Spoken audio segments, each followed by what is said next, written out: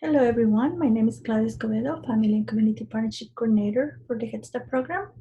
I want to thank you for being here today. I'm going to talk to you about the FCP policies and procedures and how it is that you can navigate through the FCP manual. Let's get started. Okay.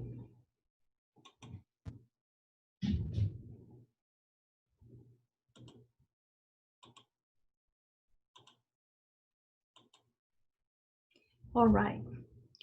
We'll start our training seeing the family and community partnership policies and procedures as the compass to family services. Our mission statement: NCCAA works with partners to apply comprehensive strategies to eliminate the causes of poverty for the people of Nueces County. Our objectives for today: recognize the Family and Community Partnership Table of Contents for the child's record, identify the Family and Community Partnership Manual, learn the Family and Community Partnership Policies and Procedures, and locate the FCP forms and procedures in our database system. In this case, we're going to look into Child Plus. As I told you at the beginning, I want you to look at the FCP manual and actually all the manual from all the components as the compass to guide you through the Head Start regulations and compliances.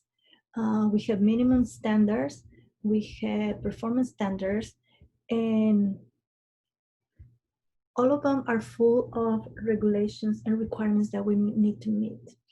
And in order to meet them, we create forms, policies, and procedures that can be overwhelming and at times can be confusing, as those regulations may change year to year or without previous notice. We all of a sudden know that we have a new guideline and we need to correct or modify certain procedures we have in place. So in order to keep accuracy and consistency, we created this manual so everybody can refer to them and we can all be on the same page and write at the same direction together. So what do we have to provide family services?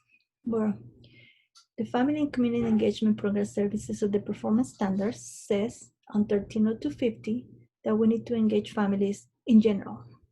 It talks about the family engagement, seeing the parents as the first teachers of their child and the main person in the children's life. 130251 tells us that we need to promote parent activities in order to promote learning and child development. 130250 says that we need to provide parents with the opportunity to participate in a family partnership process. 130253 tells us that we need to build partnerships with communities, with agencies in the community, and coordinate services with other early childhood and education programs. There are other performance standards, 130234, that talks about parent and family engagement in education and child development services. 130246, family support services for health, nutrition, and mental health. Our 1302 Support G, transition services, under 1302-7-72 talks about all the services we need to provide to support family engagement and transitions. And 1302 Support H tells us that services to enroll pregnant women must include support for family engagement and transition as well. How do we comply? Well, we have our program plans, which is extensive comprehensive document with all the components included and with all the actions, the steps, and the responsible person to meet those specific requirements. We also have the NCCAA Certified Head Start Program policies, operational policies handbook for parent and staff. And each component has their own manual. In this case, we're going to discuss about the Family and Community Engagement Program Service Policies and Procedures Manual. In those manuals, we can find detailed information on all the activities and forms needed and or required for family services. The performance standards that are addressed in that specific activity or form, the purpose as to why are we doing that, the procedures as who and when that action, activity, or form will be taking place, and instructions on step-by-step as how we conduct that specific event, business, or form. Some of the policies and procedures that you will find in the manual are court case notes, and we're going to talk about family and child case notes, parent meetings, parent orientation, the family partnership process, the family strengths and needs assessment, in-kind forms, and Ms. Irma Schott will conduct a specific training on how to fill and generate in-kind. We're going to talk about transition forms, the data entry for family services in database, forms for expectant women programs, etc. All right, starting with children's record, our table of contents for FCP states that forms used for the 2020-2021 school year will be documented in the database system. The FCP forms are located in the Family Service tab in Child Plus. Returning children will have hard copies in their record from the 2019-2020 school year, and in case of third-year students, they will also have forms from 2018-2019. So we are moving towards paperless records. However, this 2019-2020 and the previous year, we still have hard copies. So those kids are gonna see records. New kids are only gonna have the documentation for family services in Child Plus. Okay, let's start with case notes. Our family case notes or communication log are our documentation of ongoing daily communications with families. Each teaching staff must document at least one case note per child per month, and they are located in the database, as I said, under the communication log. This is daily communication. Did you let the parent know about a meeting? Did you remind the parent about a document that was due? Did you call the parent to notify them about scheduling a home visit? Did you meet with the parent and went over the parent conference? Did you greet parent in the morning and ask about the child? The parent call and let you know the child will be running late. All those kind of documentations, all those kind of conversations will be documented under the communication log.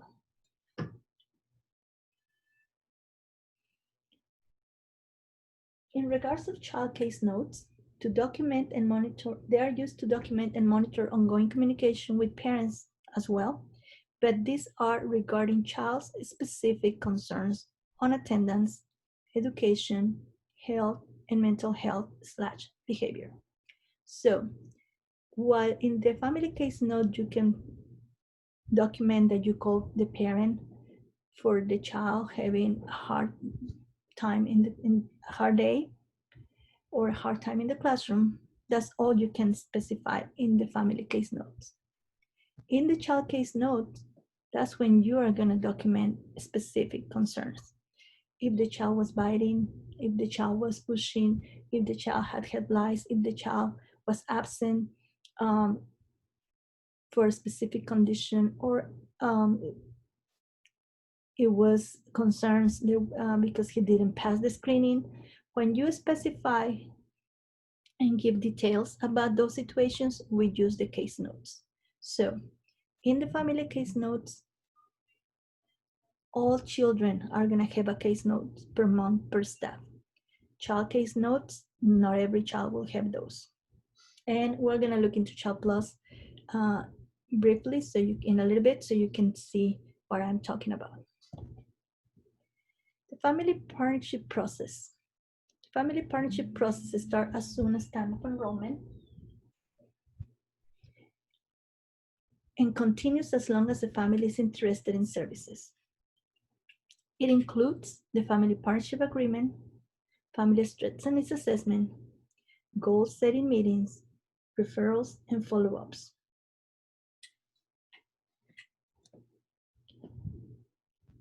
Our family partnership agreement. This tool assists family advocates and parents in understanding their roles and responsibilities in the family partnership process. It encourages them to establish trust and building relationships with each other. This agreement is documented in the database system. For returning children, you'll find that they had the May 2019 form from the previous school year, and third-year students won't have this form, as this form was created in the 2019-2020 school year. It's important that you look at that document. You get familiar with the roles and responsibilities. We set the expectations for parents. And when it's time to engage your families, if you are familiar with what the parents are aware of, that's going to make it easier to encourage them to participate. The goal setting meeting. Well, the goal setting form will assist parents and staff to document the goal setting process with each family. Okay? The family advocates are going to meet with parents and they are going to review the goals that the families have in mind.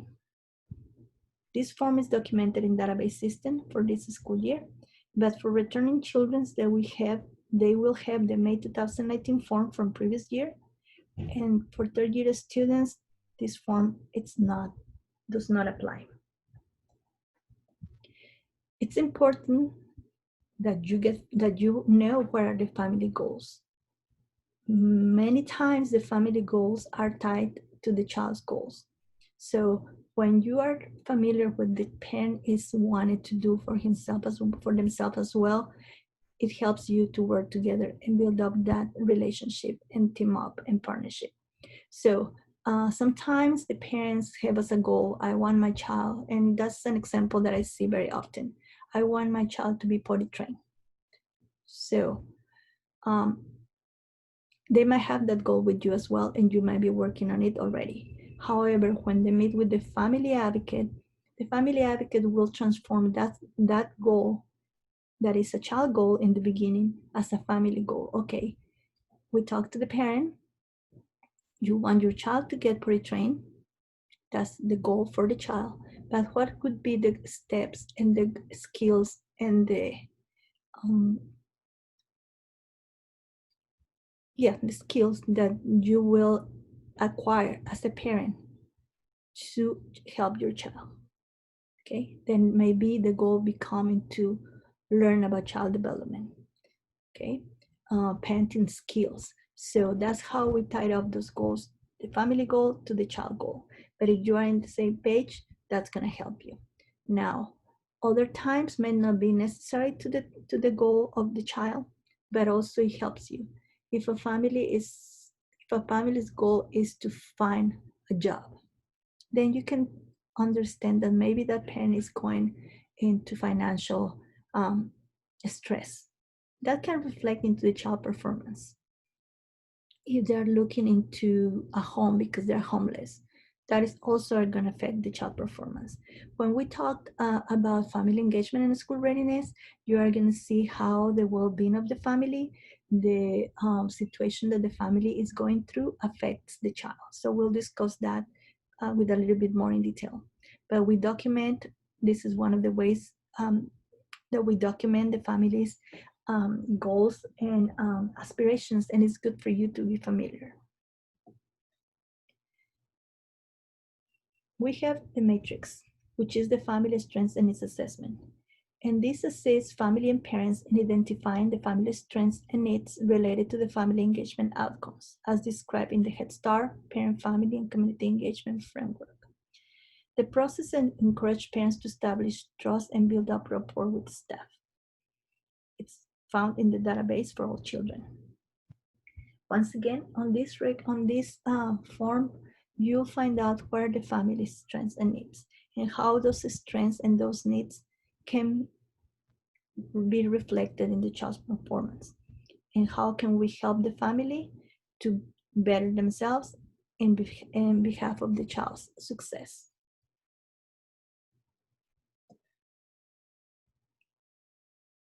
When a family need is identified, the assigned advocate will make a referral for services and document it in the database system. When they set a goal, there are going to be resources the family needs for that specific goal. So family advocates will make referrals based on that, but also make referrals on ongoing communication with parents. Parents may share the needs they have, and family advocates will document that. After the documentation and making the referral and documented in the Child Plus, the advocates will follow up with them and document any additional information pertaining to the family referrals and needs. The purpose is to help the family meet their needs. If a referral didn't go through, if the agency, the family advocate referred them to couldn't help, we are going to be working with family, making more referrals until we find and help the family find the resource they need. Some follow-up has to be done immediately if the referral is for a crisis. Some follow-up may take time.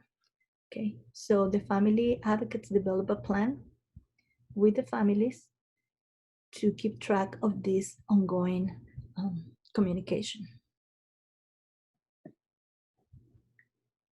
Family advocate home visit.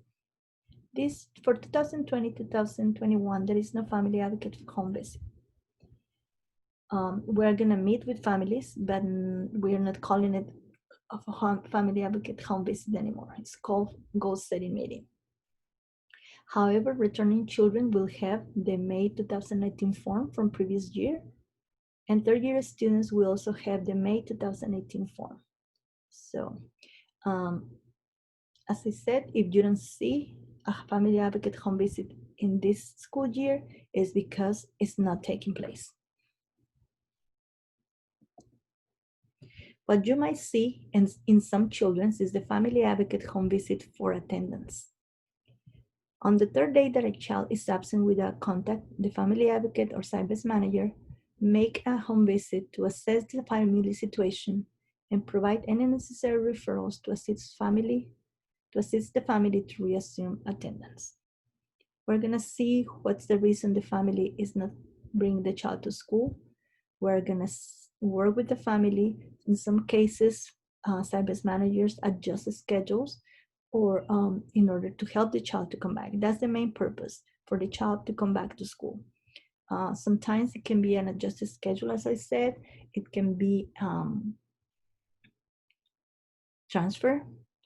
It can be a couple of times. I mean, they make a contract. The purpose is help the family before deciding to drop the child from the program. That's the last resort, and that's not something that we're looking into. This form is in the child record. It's dated March 2020, and it's gonna be filed under the family contact section. Our returning students might have the family advocate home visit May 2019 form from previous year, because that form was used as well for attendance. And third year students may also have the family advocate home visit form from May 2018. Those are the forms that we were using for the family home visit and for the family home visit for attendance. So not every child will have this form.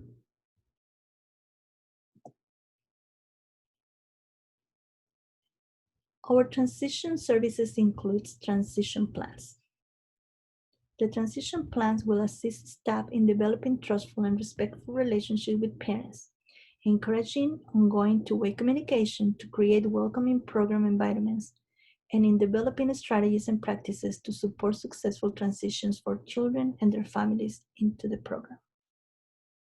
These are very important documents for teaching staff, because when we talk about family engagement in transitions, you are gonna also understand, and I said over and over, the more you know about the family, the more information you share with the family, the more information a family shares with you, The better you understand the family, the better prepared you will be to help the child succeed in the classroom.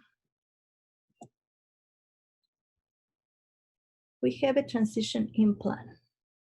This plan is used anytime a child enters a new school setting. So obviously it's going to be used at the beginning of the school year. It can be also used anytime during the year if a child is transferred to another center, or if the child is transferring from program to program, from the early Head Start to the Head Start program, from the Expectant Women program to the early Head Start, or from home or private childcare into Head Start or early Head Start. For 2020-2021, this form will be documented in the database. Returning children will have the May 2019 from previous year in the record, and third-year students will have the March 2017 form. Please review this form as it gives you information on the child's interest, on the family's ability to participate in the program, family's concerns, family's input on how can we help them to make the successful transition. And also on that form, families acknowledge their rights and responsibilities in this process.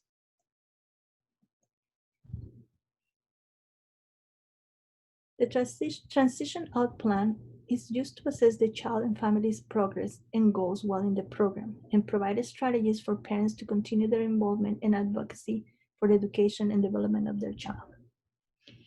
That's another form that is important to know, especially if you've got a child that is transferring you to your center from another center or from another program. You will find out how was the child doing, how the family felt about the program. Is there any way that we can help them besides childcare? If the family has specific concerns about the child. And also reviewing the acknowledgement of the parents in regards of their rights and responsibilities in the transition process. For 2020-2021, the form will be documented in database. Our returning children will have the May 2019 form from previous year in the record, and third-year students will have the March 2017 form.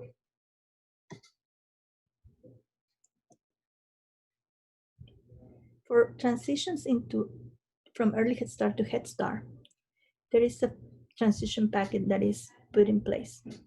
At least 6 months prior to each child's third birthday, the EHS Family Advocate will invite parents to a transition meeting to discuss the upcoming transition and collaborate with families to ensure a successful transition. Early Head Start transitions happen more frequently, and we'll discuss that during the family engagement and transition training. For the 2020-2021, this form will be documented in database and be printed out for the transition packet. Returning children and third-year students will have the May 2018 form from previous year in their record. Once again, those are forms that you need to look into as they contain important information. Other family services. In the FCP manual, you are also going to find information on how and why and when we do family and community engagement parent meetings, about strategies for center events, about parent orientation, and all other services.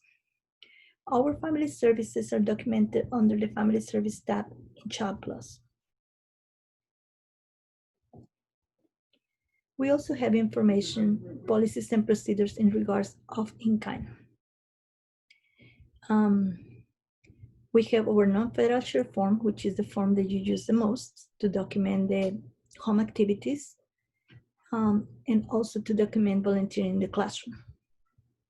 We have our group sign-in form for big events, our donations form when parents bring donations into the classroom, and our solicitation letter. The non-federal share form training will be done by Ms. Schutt later in another training, and she will go over the procedures to fill out the form, the expectations of in-kind, and how to generate in-kind. All right, I'm gonna show you the forms in the child's record. I'm gonna change the screens. And I'm gonna go to the forms. Okay. All right. We're gonna start with the home visiting. Or as I mentioned to you,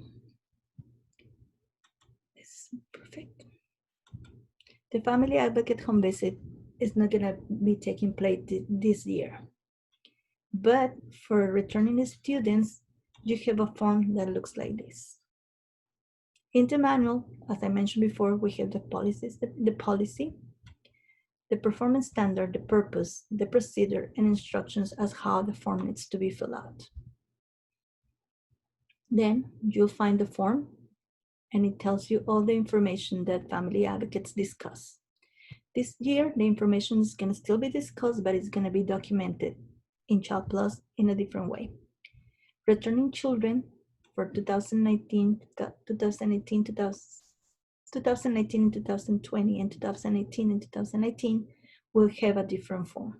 They have a form in the record. The form is dated May 2019 for returning students and May 2018 for third year students. We talked to the families about the family outcome, the area. As you can see, there is an issue here that is attendance. So some students may have these forms for attendance. They may have more than one home visit. And we also discuss transition services, discuss any family services that resources the family may need. So look in the record, look at the answers your family give you, because that's going to give you an idea of what the family is at, the family well-being, and that reflects on how the child is doing at school. The next form that is done in enrollment is the family partnership agreement. Once again, this form will be in the record for returning students. 2018, 2020, 2021, the form is going to be documented in Child Plus only. But the forms look like this for your returning students. And for third year students, they wouldn't have this form, as this form was created on May 2019. So for 2018, 2019, we didn't have this form. This form in here and in Child Plus talks about the family advocate role. What is she going to do? What is their responsibilities and their commitment in the family partnership process? Okay. But also parents understand that they will have the opportunity to participate in the family partnership process. And we talk about family strengths and its assessment. At that time, they will have the home visit, family goal setting, referrals, and follow-up. Right now, we're just having for this coming year, family goal meeting. They understand that it's important the child attend class every day. And if their child is ill or absent, they notify by 9 a.m. Because by 9:30, remember, you need to notify your family advocate if a child is absent and the parent has not contacted you. We must keep staff up to date, which that they understand that they must keep us up to date with addresses, phone numbers, and family situations so we can reach the family in case of an emergency.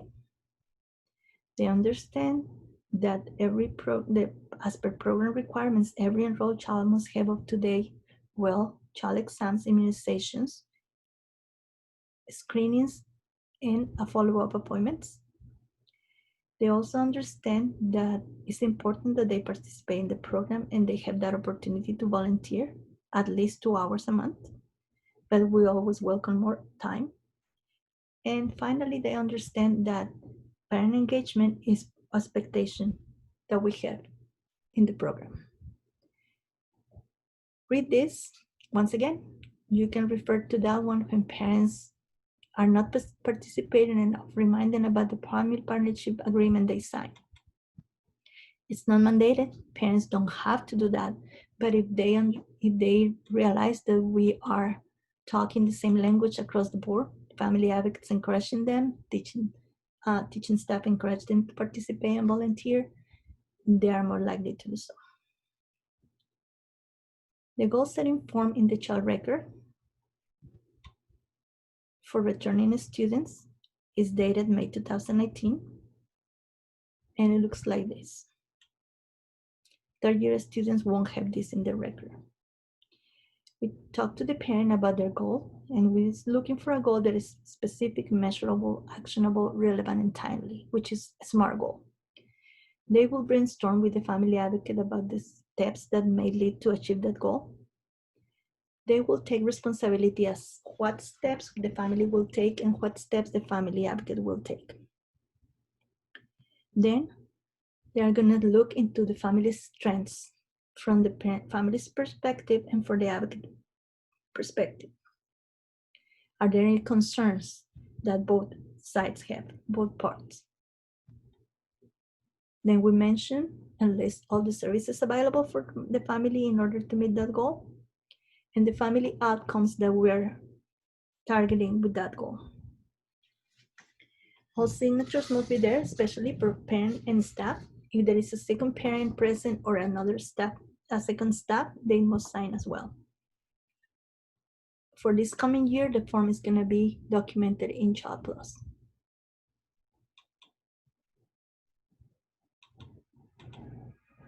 Our transition in plan.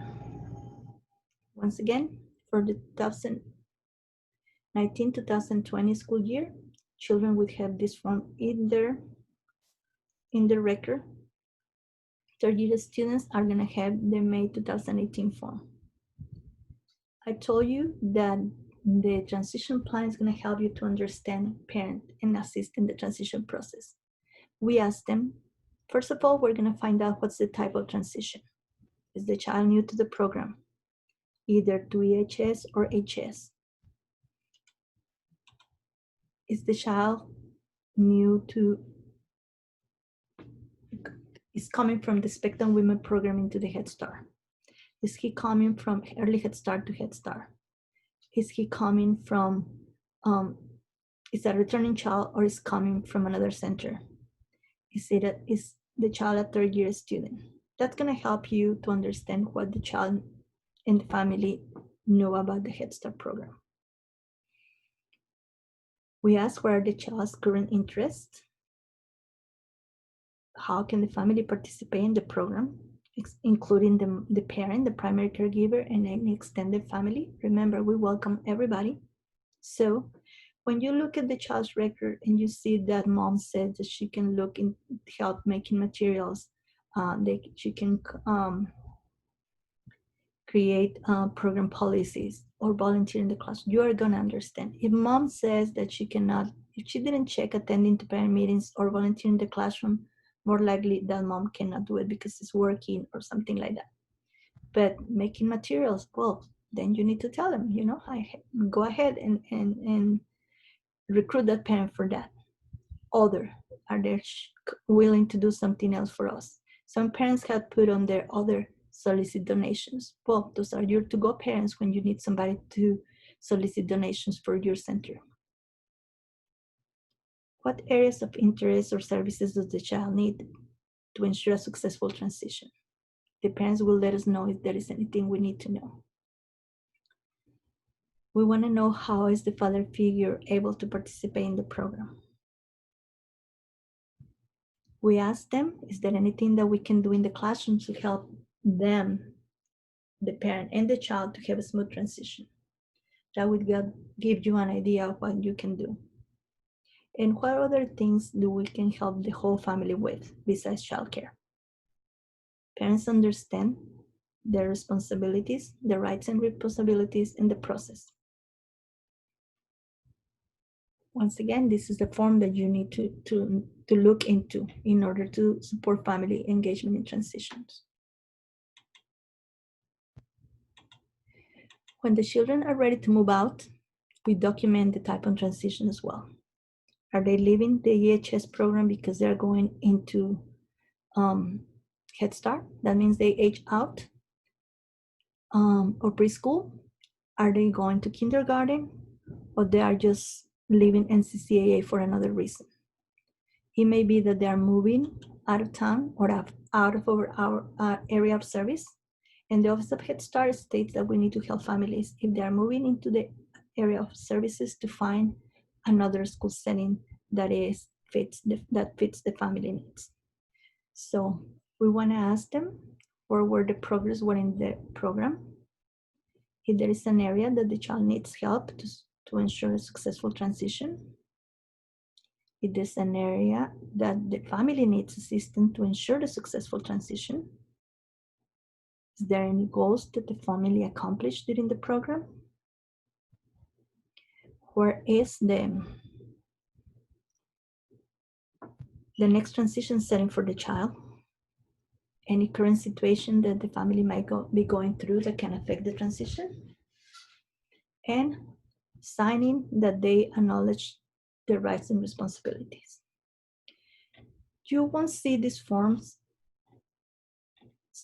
sometimes, but you will see it when the child comes from early Head Start. You won't see it when the child is going to kindergarten, but when the child comes from early Head Start to Head Start, you will see this form. And this will give you an idea to see how the child did in the previous program. Even though this may be different by the time the child gets into the program, it can help you to have a better picture of the family. Okay, to sort the forms in the child's record. When it comes to the new 2020-2021 FCP family services, we have those services documented in Child Plus. In the FCP manual, you will find all the instructions for all the services that we provide, and I'm just giving you an example in the child case notes. You will have the performance standard that it's included, the purpose for the database, the purpose for the form, how to find it in the database and all that, the procedures, as who's gonna do it, why, when, and the instructions. And in the instructions, I mentioned step by step, but I also included a visual aid so you can easily find these services in Child Plus. And the step by step, you'll find several visuals about where it's the form, how it's filled out, and everything. These instructions are mainly for the family advocates, as they are the ones that fill out the forms that meet with families and enter the data for family services. But it's important that we all get familiar to them, because as I mentioned before, you need to know about the family. The child cannot succeed in school if we don't engage the family. And you are not gonna be able to engage the family if you don't know your families. Now I'm gonna stop the screen and I'm gonna get into the Child Plus, so we can look at those forms in Child Plus. Perfect. I am in the training mode, so when you open Child Plus, this is what you're gonna see. Some people had it in purple, and just because in this little button right here on the upper right corner where is the setting button, you click and you can change the color you want. So the default is purple, but you can select your color, and that's kind of like a freebie. So I like the teal color. But in your left side, you're gonna find your children. More likely you have only your children in the classroom. I have 1,003 participants right now, so it's gonna be hard for me to go one by one. So in that case, or in any case, you can just type the child's name or the first letters of the name and the last name, and it brings you a list. I'm looking for Flapjack. That's our training child. So once that you find the child's name, you're gonna find under this ribbon underneath the child's name, the different services. You select the family services.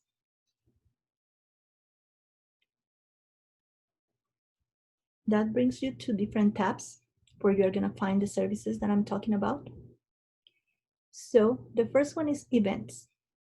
On that event, you're gonna find child case notes, need identifies, any needs that are identified, the communication log. For returning children, you're gonna find a lot more of things. We used to document the home visits here. We used to document goals here. Now they're gonna be in these tabs. So not all children are gonna have the same thing. From now on, this is what most children need to have, but returning children and third-year students are gonna have a lot of documentation in there. In the example of case notes as I had talked to you, is specific. There is one right here. Let's open it up. When you open it up, you see the date it was made, the service areas related to health, family well-being, refers to family well-being.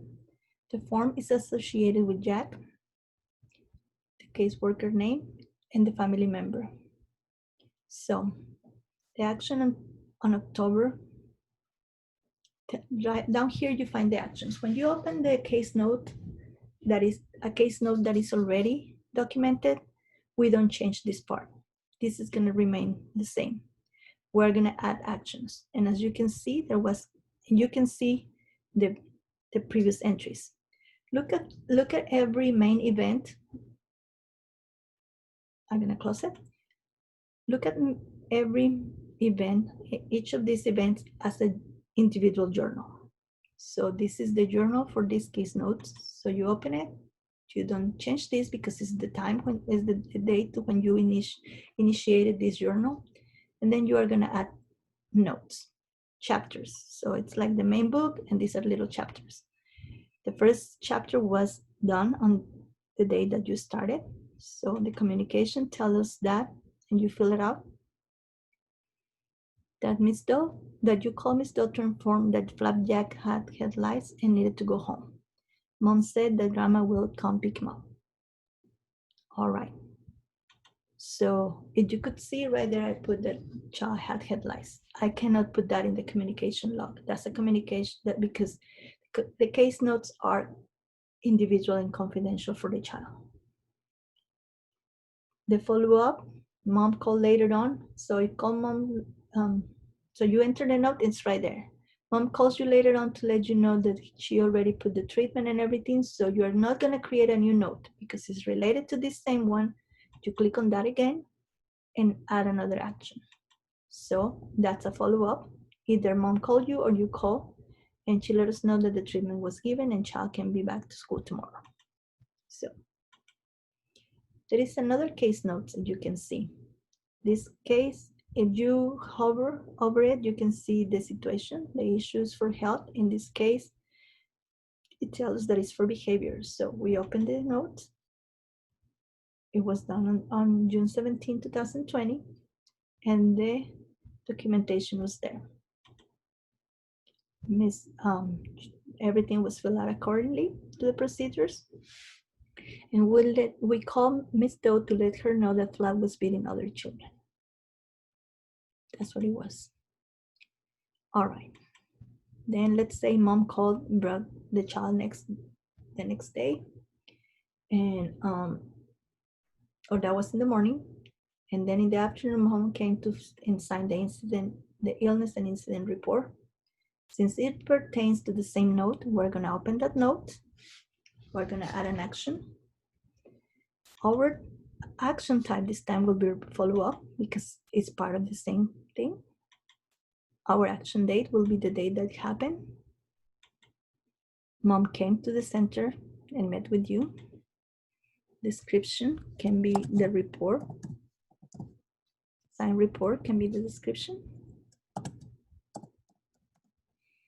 The status, action completed, because it happened. You just did that specific. This status pertains to this specific action. Remember, you click on the clock, your name and title will come automatically, and then you put the follow-up. Ms. Doe signed the illness incident report. Oops, I missed one word, illness. All right, and you save. And save again. As you can see, if tomorrow you have to make a note in regards of child, let's say that the child failed the screening and you notify mom about it. That doesn't go in the communication log. We are going to click add event and create another case note, a new case note with the date that you did, the service area, in this case, education.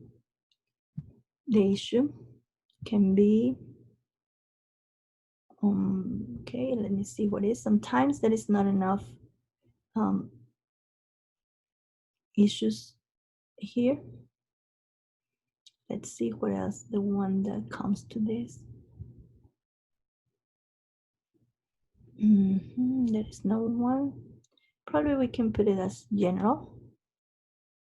Family outcome is family as lifelong educators. The family member that you met. Your case name and your the caseworker and the association with are by default. So you just put out who's the parent's name, and then you add the action. Action type is a communication. The date is the date you are doing it. Center, how do you notify the parent? Maybe on a parent conference or the home visit. You select the one. Let's say it was the home visit when you do the first screening. And then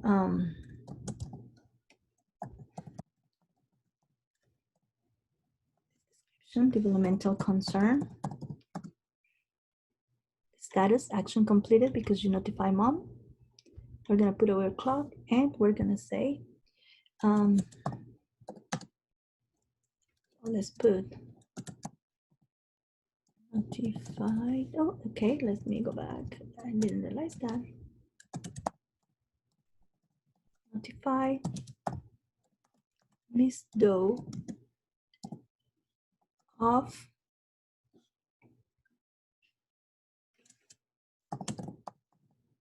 screening results.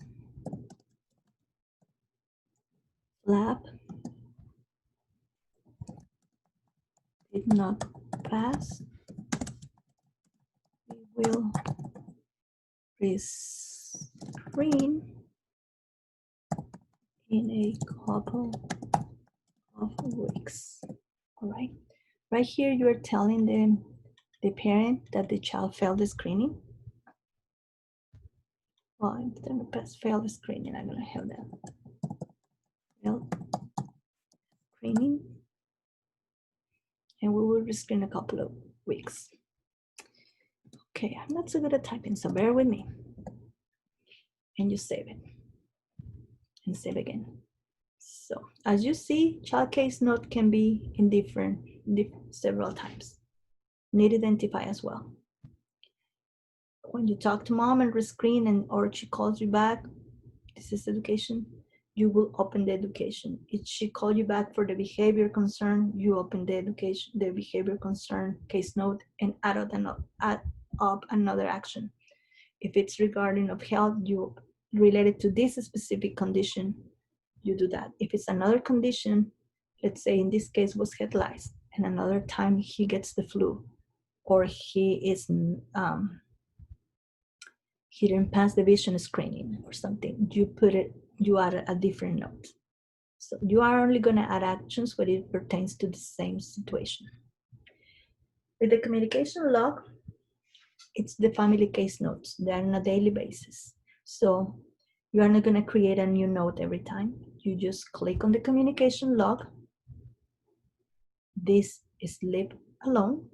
Doesn't have to be filled out because, as I said, everybody's putting this. So this is the everybody's journal for the family. And everybody's gonna do a individual entry, which is the actions. So you are an action, document everything. You let mom, action type, it was communication. Action date, it was today. The time of contact was message and flyer. The description, summer break. The status, action completed. You click on the clock to get your name, time, and title. And then you're gonna put inform Miss Doe of summer break and last day of school. And then you save, right? One thing that we need to make sure is that we use the parent's name. No mom, no dad, no grandma. It's out of respect and also shows more professionalism. So when you make a note, refrain yourself to put in notify mom about this or notify parent about this. Let's give the parent their name. So notify Miss Doe, notify Miss Perez, notify Mr. Smith about so-and-so. And as I said, communication log, you keep adding actions and it's for daily communications, okay?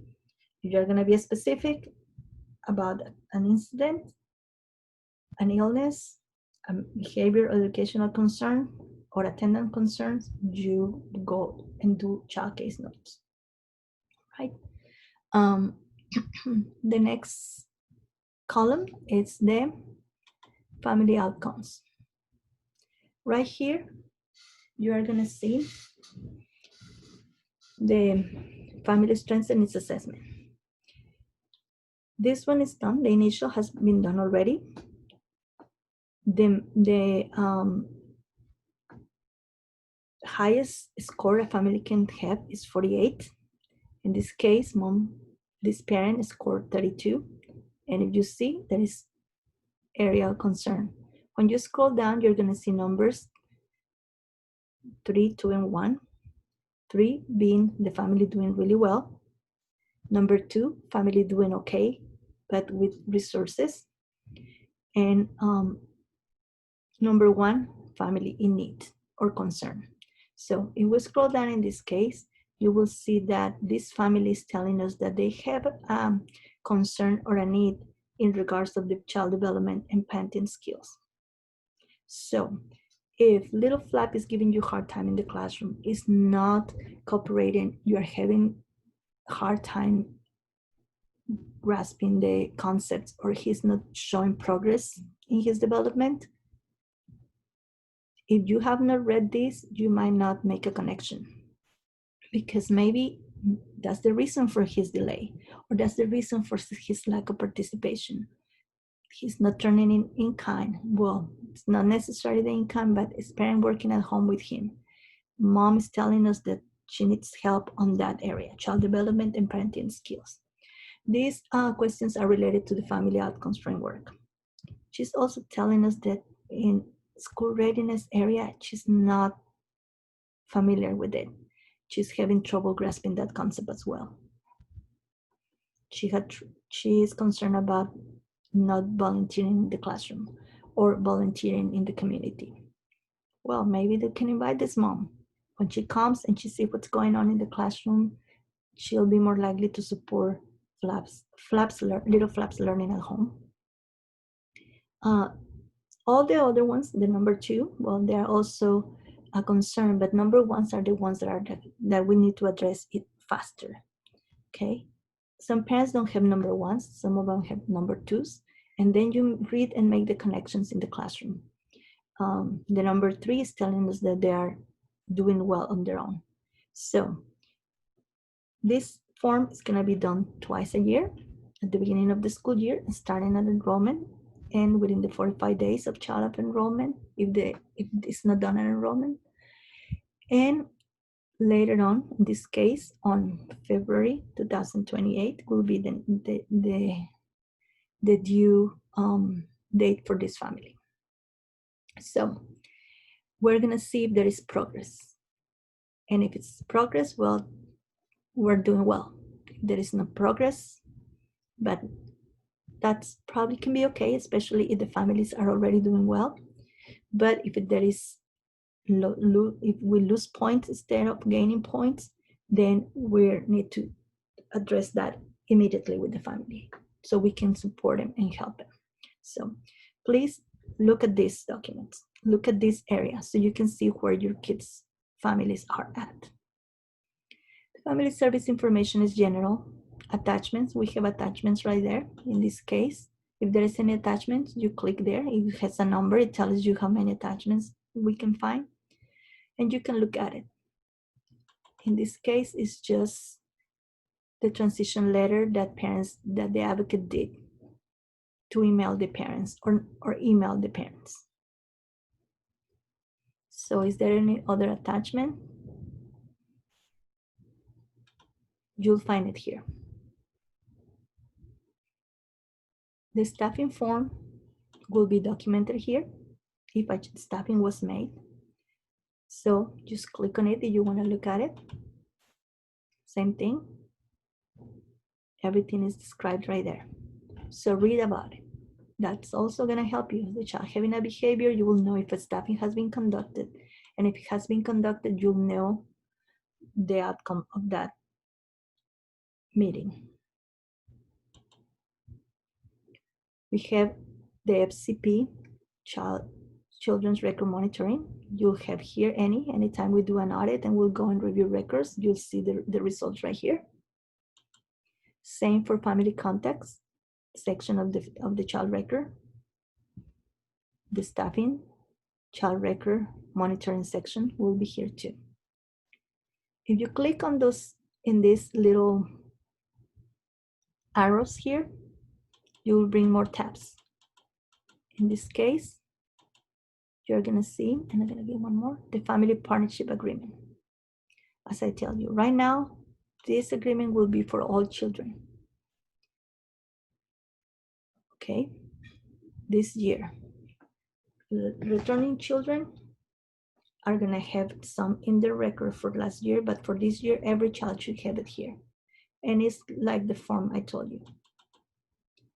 It tells the parents the roles and responsibility from the advocate and for the parents in the family partnership process. Read it, get familiar to it, so you can refer to it when developing strategies to engage their families. Our goal set meeting. There is a goal established already, so you'll see it here on this list. You can click on it so you can see what it's been done. It's been completed. So let's look at it. What is the goal description? Mom wants to attend parenting classes offered at the center. Bingo. We know that. We can tie it up to that. That means that mom, that's the concern. Mom doesn't feel they have enough skills. And that's also something good because you can use and see that mom is interested in participating. It's going to be some steps. So mom works, so she's going to try to find the best time of the day and save dates on the calendar ahead of time. The family advocate. That's the steps the family will take is request dates in advance at work and figure out schedule to compensate hours as soon as dates are announced. Excuse me.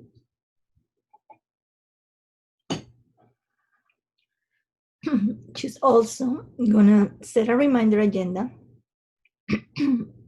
in her cell phone or as soon as dates are announced. Oh, excuse me, I've been talking too long. The family advocate will set reminders to help mom remember meeting times. And she's going to do that as soon as she finds the dates and as soon as and every week until classes are over. That's going to be the way the family advocate will support the family, reminding them. What are the family strengths and resources? Well, in mom's words, she really wants to improve her parenting skills. Her mom is a great supporter. And that is involved in the child's life. So it's good to know that, okay? So what is next? What are the family strengths in the family advocate words? Well, the family advocate can see the mom is determined to attend, that she's open to suggestions and enthusiastic, and also Grandma Doe is willing to attend classes as well. That's a great support for mom. Mom has a concern. She's concerned that she would miss some classes if she cannot get the days off sometimes. As that result, the family advocate is concerned that the schedule for mom is not going to be flexible enough. What services are there available for the family?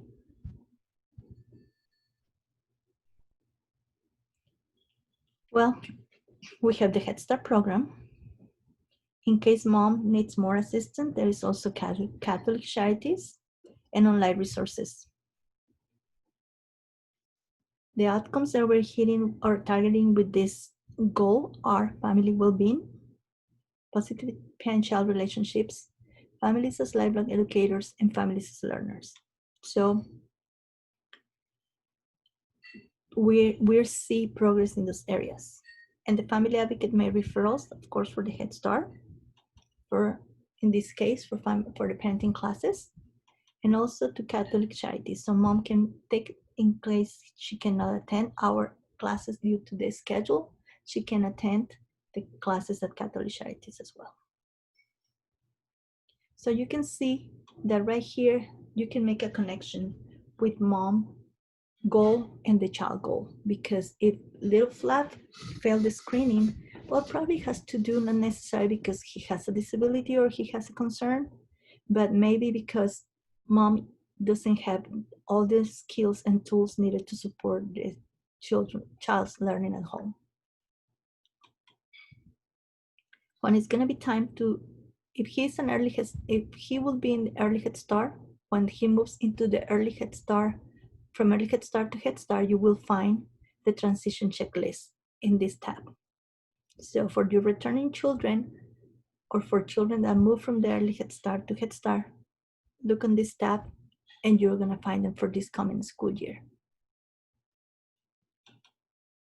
We have a transition plan for FLAP because during enrollment, mom filled it out. Let's see what it tells us. Okay, it tells us that he's new to Head Start, which tells he's never been in school. That way, we know that the transition may be a little bit rough for him. He likes dinosaurs. His favorite book is How Dinosaurs Say Goodnight. His favorite food is spaghetti. He loves to play outside with his puppy Leo, and he likes to help grandma in the kitchen and in the garden. So this gives you an idea about the child and the tools that you, or things that you can rely on to help him make a smooth transition, not only into the program, but also during the day. Those daily transitions, if he is the one that loves to play outside, more likely it's going to be one of those kids that is not going to be easy to come back after outdoor play. So how can we help him? Probably the day that you have spaghetti for lunch, that's going to be like a good incentive for him to look forward. Then probably you need to plan reading a book about dinosaurs to help him come inside. Or maybe have some stuffed puppy animals so he can pretend that he's playing indoors with Leo, his puppy from home. You can ask grandma to come and help and do some kind of healthy snack demonstration for you guys, or share a video of the things that he does in the classroom that he does at home with him to encourage him, or support you. rewarding Flap with a special kitchen recipe or special play help in the garden if he follows directions in the classroom. Those things can help you. How can mom help or the family get involved? Well, she can make materials for the center. She can attend parent meetings and help you soliciting donations for the center. That's great, right? She cannot be a policy counsel, so don't pressure that mom or make him feel that she can do a good job as policy counsel if she's not able to participate. She cannot come to the classroom to volunteer, but hey, she can make materials for you. So look into that. That's how this area is going to help you to understand how mom can be engaged in the program. Does she need any assistance for her child to transition smoothly? Well, it's his first time in childcare. That we know that's going to be a little bit harder than it is for a child that comes like a returning child. His dad lives out of town but could participate in events if notified ahead of time, but grandpa can volunteer. All right, so you know that if dad comes to visit, or if Flap goes to visit dad, it's gonna be hard when he separates from dad. Even though grandpa is involved, we know that kids that have this situation when they don't live with both parents, when they go visit the other parents, sometimes it affects the child's behavior. But if you know that ahead of time, that can help you. So read the form. How can we make it easier for him to transition? Mom says that it would be easier if he could see pictures of his family in the classroom. Well, you don't have to wait until you do your All About Me poster. You can start it from enrollment. Suggest that they do that. And that's in kind from enrollment as well. How can we help mom besides childcare? Well, she wants to learn more about how to be a better parent. Once again, she's willing to engage because she's telling us that she cares about his child. Okay, so mom initials understanding her roles and responsibilities when it comes to the program. Advocate initial it as well. So read these forms because it's going to help you to assist the child into a smooth transition. When the children leave the program, either for Head Start or for kindergarten, we're going to document it here. The transition kindergarten, the advocates are going to make a transition letter, either for children going into Head Start or children going into kindergarten, inviting the parents for the transition meeting and discussing all the details about it. So this is where you can find the form, and this is how it looks like. This form is printed out or saved as an attachment. You can print it out or save as an attachment and then email it or mail it to the parents so they can attend the meeting. Finally, and I didn't skip our early Head Start transition checklist is right here. And the transitional plan. This form is made when the child leaves the program. When Flap is ready for the next school setting, the family advocate will fill this form out. If he is in the early Head Start program, this form needs to be filled out. This form, the transitional plan, and the transition and the auto early Head Start transition checklist must be filled out 6 months prior to the third birthday. If he's leaving for Head Start, it has to be done starting on April.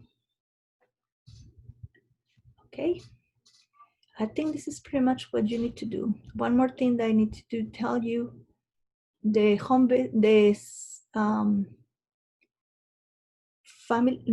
parent meetings, I'm so sorry, I lost track of the word. The parent meetings will be documented under management. That's the only thing that is documented somewhere else. And it's right here under family engagement events. This is just documentation of when the family advocates conduct the meeting, facilitate the meeting, or we do special events. But the main forms that you need for family services to support child's school readiness are on the Family Services tab in Child Plus. All right, let's go back to the agenda before we close here.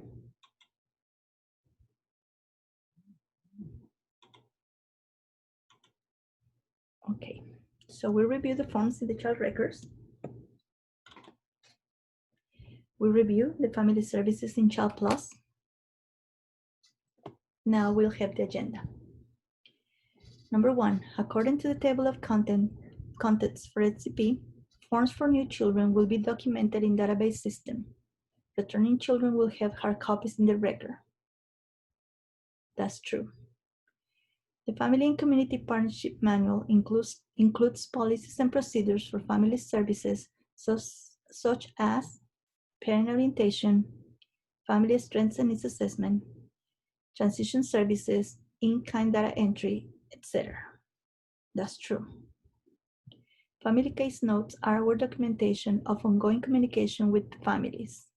Each teaching staff must document at least one case note per child per month. True. The family partnership process starts as soon as time of enrollment and continues as long as the family is interested in services, and includes family strengths and needs assessment, goal-setting meetings, referrals, etc. True. The FCP forms are located in the Family Services tab in Child Plus. True. Okay, everyone. Thank you for listening. I hope this information is very helpful for you. If you need any help as individual training, I'll be more than glad to visit your centers as soon as it's safe to do so. And just any questions you have, please notify your manager. Managers will let us know and we'll email the answers for your questions. For now, I just want to thank you for listening. I just want to wish you to have a blessed day. Stay safe and take care. Thank you so much for listening.